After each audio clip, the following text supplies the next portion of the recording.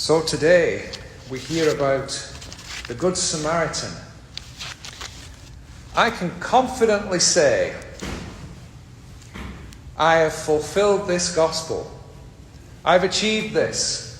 I've kept the words of Jesus. And I'm sure you can guess which ones I'm referring to, because the priest passed by on the other side of the road. I've done that. Now, like the priest and the Levite that we hear in the gospel, I don't really think I'm a heartless person. There are often many good reasons to pass by. Or so I keep telling myself. You know, a couple of weeks ago, I was walking across a parking lot, and this old guy is pushing a walker, and he's literally sobbing as he goes along, wailing, "Dios mío, Dios mío, oh, Dios mío." I'm like, what on earth is the matter? I think, well, he probably doesn't speak Spanish, so I can't help him. And I wasn't wearing clerics, so no reason for him to expect any help from me. He wasn't asking for anything, but he was crying his eyes out. I wonder if he had lost a family member, been bereaved, or experienced some other tragedy. Maybe there was nothing I could have done to help him anyway. But I was on my way to buy a book. I have a book addiction to fulfill. And I'm ashamed to say I did not stop to talk to this man. I remember another time a couple of years ago on a bus, and this young girl, about 18, 19 years old, was just crying her eyes out on this bus. And I'm like, well, what can I do? If I try talking to her, she'll think that I'm hitting on her in the middle of her tragedy. There's nothing I can do. And yet, isn't hindsight? It's easy with hindsight. Maybe I could have said, I'm so sorry that you're feeling so sad today. And if she didn't want to talk about it, she wouldn't have talked about it anyway, but maybe she would have talked. Who knows what was going on in her life, in her heart. So, I think the only thing I can do now is to pray for this man and for this girl. I'm going to call them Juan and Emily, and I'll remember them in this liturgy. But we've all done it. We've all been there. We've all passed by on the other side of the road many times, and I'm sure there'll be many more times. So when we hear this parable of the Good Samaritan, it's not difficult to beat yourself up and think, I've not done that. Or at least if I have, I've done that in a very insignificant way, on a very few rare moments. We see this Good Samaritan who's so magnificent and generous and whose heart was filled with compassion and pity for this stranger who we didn't know. And he goes to considerable expense and inconvenience and personal involvement, helping this guy, even treating his own wounds and then putting him up in an inn. And I think we all know that we don't really measure up to that. I mean, we've all met people who have these wonderful, generous Christian lives that, like the Good Samaritan, make us feel kind of ashamed of ourselves sometimes. I used to know this old lady in Liverpool, England, and her name was Nora. And I think her husband had died when she was young, but in doing so, she had ended up with an awful lot of money. And she had used this money to provide for and adopt, I think it was like 9 or 10 kids who were either orphaned or homeless or in other desperate circumstances. She put them through school, put them through college, and she had this wall full of children and grandchildren and great-grandchildren that were still involved in her life and would come to visit her when she wasn't giving out Holy Communion in the local nursing home. I mean, there are some magnificent people around. What did I do this week? I gave somebody I didn't know a bag of chips. However, I think it's because we are culturally disconnected from the time and the world of the gospel. And we don't see that maybe Jesus was portraying a different story, a different picture than one that we usually take away. Look at these mean clergy who pass by on the other side of the road and don't lift a finger to this. And then look at this wonderful guy who, puts this guy up in an inn and takes care of his wounds. And apparently, what we don't understand today is that it would have been more or less impossible for that priest or Levite to stop.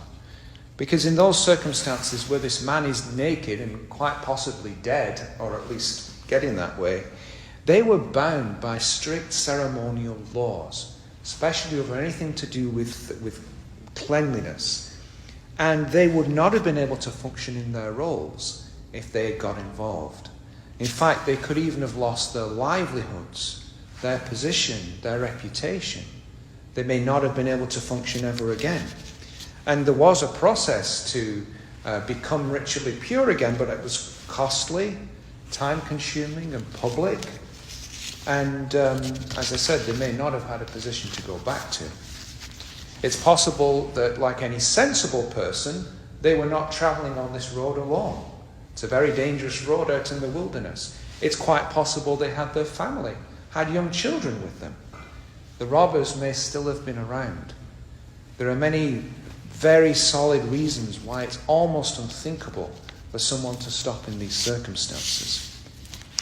So I think it's intentional that all of us are meant to feel inadequate when we hear this parable of the Good Samaritan. Because he really does go almost impossibly, completely above and beyond.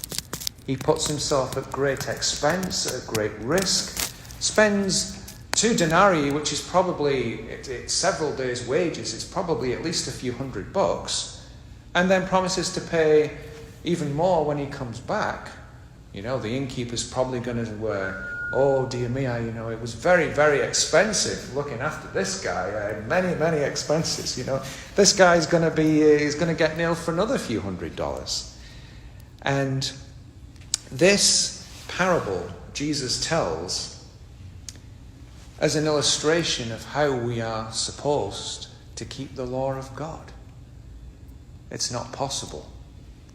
And I think Jesus is not showing us an easy-to-follow example. He's showing us an impossible example. Maybe once in our lives, for somebody, each of us might get to be in some way a true Good Samaritan. But it's not going to be every day. And it's certainly not going to be every neighbour that we get to love so completely. Jesus has just reiterated and affirmed that the 2 commandments, that we're meant to love the Lord our God with our whole heart, with our whole mind, with our whole strength. Nobody's ever done that apart from Jesus. Then we hear that we are to love our neighbour as ourselves. Spoiler, no one apart from Jesus has ever really done that. So the Good Samaritan is not there to give us a guilt trip, because the Good Samaritan is there to show us what Jesus himself is like. Because Jesus, as the Fathers tell us, Jesus is the Good Samaritan. We are the person who was beaten up and left for dead in the middle of the road because of our own sinfulness and our own weakness and our own failings. And just like the story of the shepherd who goes to look after the one lost sheep, leaving his 99 in the wilderness, because we're not connected with that kind of lifestyle, we have no idea how ridiculous these things are. You leave 99 sheep in the wilderness where the wolves are, and it's lamb supper all around, boys. You might find your one sheep, but it'll be your only sheep. It was insane to go and look for the lost sheep, just as it's insane for this Samaritan to go and look after the guy who has been beaten up, and the guy is us. The Samaritan is not us, it's Jesus. And the Fathers tell us this explicitly. Jesus came down from Jerusalem, that's heaven, to rescue us when we're bruised and dying on the road to hell, and takes us home to the inn. You're all in the inn today. This is the inn. Hey, and I'm the innkeeper. It's the church. And he brings the wine and the oil, the sacraments, to nourish this poor person to health.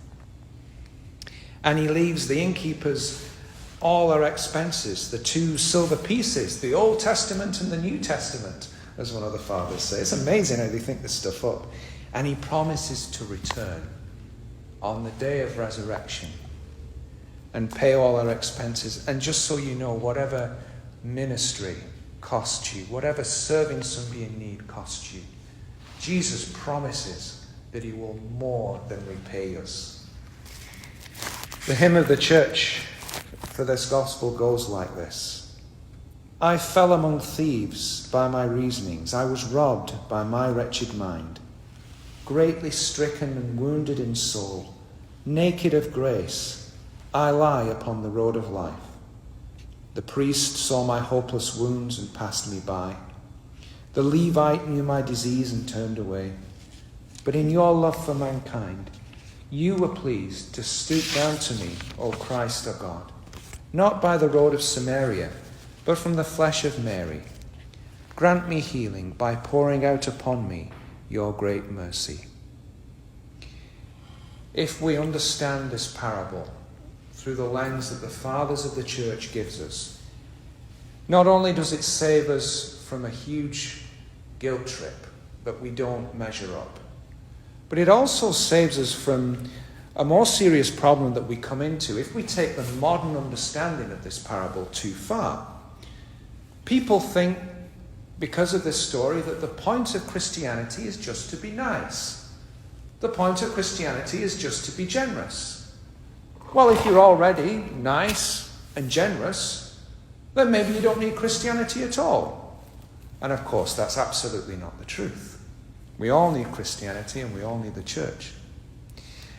However, just so we don't think we get off completely scot-free, just because it's impossible for us to fulfill God's law, because it's impossible for us to be the Good Samaritan all the time, or to love God fully all the time, the less allegorical fathers of the Syrian or Antiochian school, as opposed to the Alexandrian or Egyptian school, which has all this wonderful allegory, the other fathers tell us that we are still, as Jesus said, called to go out and do likewise. But remember, it doesn't mean to do the same. We can't do the same. It's impossible to do the same, at least under normal circumstances. But we can do likewise in our own little ways, for the one person that God does put in our path, for the ones and the Emilys that are out there in all of our lives. So let us remember that he promises to repay the innkeepers, to repay us whatever it costs us in time, whatever it might cost us in money, to help someone when we really can help.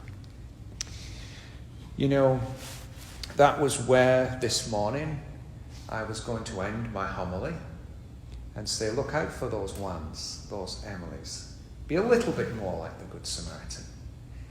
But, of course, when you preach a homily, God very often tests you on what you're preaching about. And after I'd stayed behind what this morning and was typing this out, and I thought, oh, how is the test going to come this time? So I better really keep my eye up today. And I'd not even gone onto the street and walking past a bus stop, and there's a guy talking at me. So I took a deep breath and listened to what he had to say. And he was telling me that he'd just been discharged from the hospital and had had a heart attack. And it wasn't that he was looking for money or food or anything. He was just a bit upset because his friend hadn't shown up to take him home. And he told me his name. And he mentioned that the place he's staying is paid for by his friend who collects money at an intersection. And they were on their way today to go and watch some golf. But he told me his name, and his name was Hungarian, at least his surname. And I asked about this, and he told me, without knowing who I am, I wasn't dressed in clerics at the time, that he was once, and I'm not making this up, believe this or not, today I met a guy who told me he was once a Catholic priest in Pennsylvania, and had left the priesthood during the craziness of the 80s, and then went into politics and into academia. And now he's been having heart attacks and been in hospital. And so I lent him my phone to call his friend, and he ended up receiving the sacraments there in the bus shelter. So the next time you find yourself at an intersection, it may just be that the guy collecting money is paying to keep the roof over the head of his friend, of an old ex-priest called Peter, who's just come home from hospital. Glory be to Jesus Christ.